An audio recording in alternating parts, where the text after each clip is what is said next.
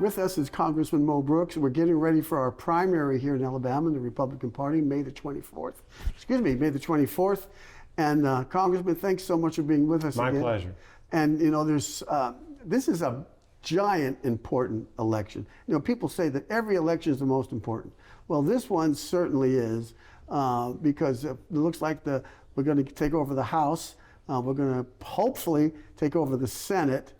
And so when you have all this experience, which helps the people of Alabama, I mean, just to prove it, there's so much that a smart, aggressive senator for the state can do in bringing business and so on to the state.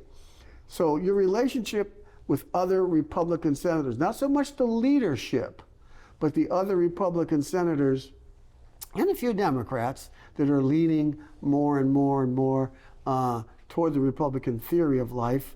How do you see yourself working in that area? Well, there are really four groups of senators in the United States Senate. One, there are the Socialist Democrats or far left-wing Democrats, whatever you want to call them, and that's apparently right now at 48. Then you've got liberal Democrats that show a little bit of independence, but they're not in the socialism realm yet. That'd be Kyrsten Sinema and Joe Manchin, okay?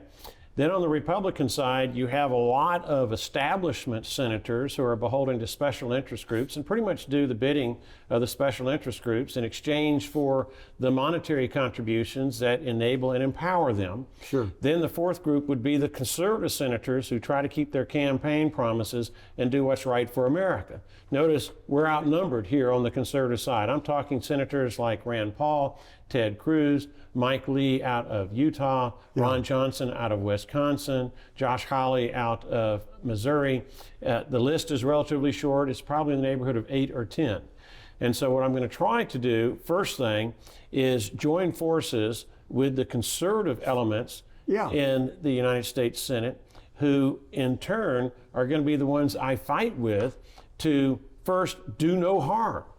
To use the medical saying, the first thing is to do no harm. Unfortunately, in Washington, Congress is doing harm to our republic on a regular basis by adhering to the demands of the special interest groups that want something that it makes them more money, but unfortunately, it's to the detriment of the rest of the American people. It might be, say, border security, where there are special interest groups that would much rather hire cheap foreign laborers, no matter the cost to American taxpayers, which, by the way, is about $9,000 to $10,000 a year in subsidies out of our pockets to help pay for the cost of this cheap foreign labor.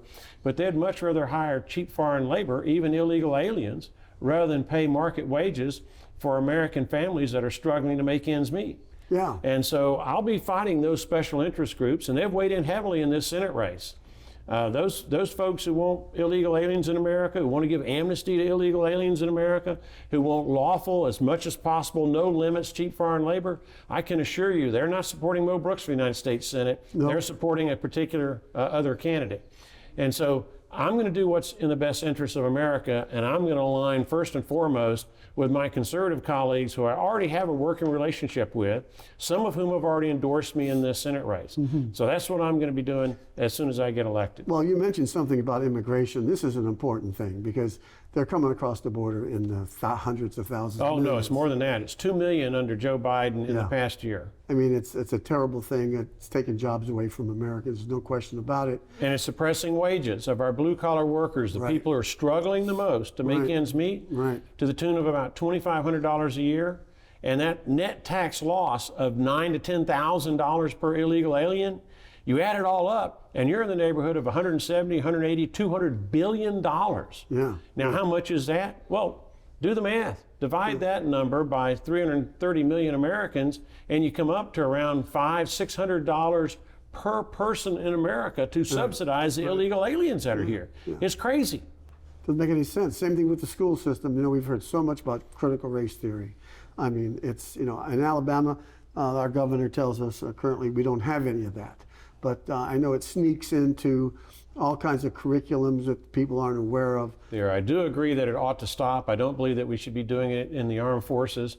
but I'm a firm believer in the 9th and 10th Amendments to the United States Constitution, which are states' rights. Okay. In my judgment, K through 12 education should be the province of city, counties, and states. There should be zero mandates, zero, by the federal government relating to K through 12 education, because in the 9th and 10th Amendments, that is local and state government responsibility. Cross our fingers and hope they get it right. But it's their job to get it right. So and for well over a century, it was totally their responsibility. Yeah. But in the 1950s and 1960s, the federal government started usurping more and more of that power from cities, counties, and states.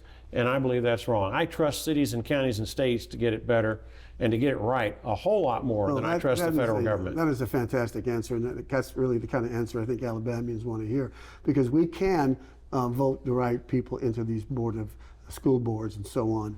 And it used to be a big complaint of mine that Alabama had the same curriculum that they did in San Francisco, and that's got to stop. And that's the other story on the local level and the state level. By the way, in San Francisco, I call that a foreign curriculum. And the reason I say that is San Francisco is one of those cities where anybody can vote. Illegal aliens can lawfully vote. Right. Non-citizens that are lawfully in America can lawfully vote, and American citizens can vote. To me, that's horrible. Yeah. To me, American citizens should be in charge of controlling the destiny of American governments. You may have noticed that New York City in the last 2 or 3 weeks, they've made it lawful for about 900,000 non-citizens to register to vote. Yeah. That's wrong. We got to put a stop to it. Yeah. But these forces on the Socialist Democrat side, they're trying to take our country from American citizens. Folks, 2022, 2024, rise up, stop it, beat them at the polls. Thank you so much. My pleasure. Thank you.